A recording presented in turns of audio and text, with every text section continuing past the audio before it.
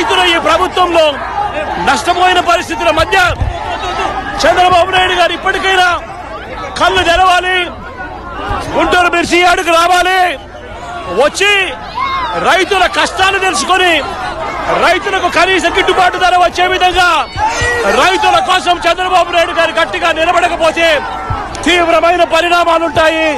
రాబోయే రోజుల్లో రైతుల తరపున చంద్రబాబు నాయుడు గారిని హెచ్చరిస్తా ఉన్నాం. ఈ రోజు ఇక్కడ కూడా దుస్థితిపై కేంద్రానికి సీఎం చంద్రబాబు లేఖ రాశారు. కేంద్రం వెంటనే మిర్చి కొనుగోలు చేయాలంటూ కేంద్ర మంత్రి శివరాజ్ సింగ్ చౌహాన్ కు చంద్రబాబు లేఖ రాశారు. పూర్తి సమాచారం ఏపీ బ్యూరో చీఫ్ రామారావు అడిగి తెలుసుకుందాం. రామారావు.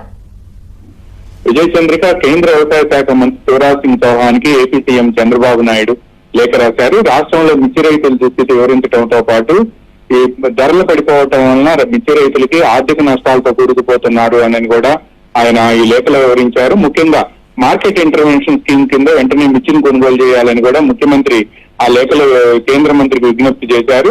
మిర్చి రైతుల పరిస్థితి, మార్కెట్ లో ధరల పతనం, ఉత్పత్తులు అధికంగా మార్కెట్ కు వస్తున్న తరుణంలో ఈ నెల 14వ తేదీన ఢిల్లీలో జరిగిన సమావేశ వివరాలను కూడా ముఖ్యమంత్రి కేంద్ర మంత్రికి రాసిన లేఖలో వివరించారు. వెంటనే రాష్ట్ర ప్రభుత్వం ప్రతిపాదనలు కూడా ఆ సమావేశం అనంతరం సమర్పించిందని, దీన్ని కేబినెట్ కమిటీకి కూడా పంపించారు అని కూడా ఆయన గుర్తు చేశారు.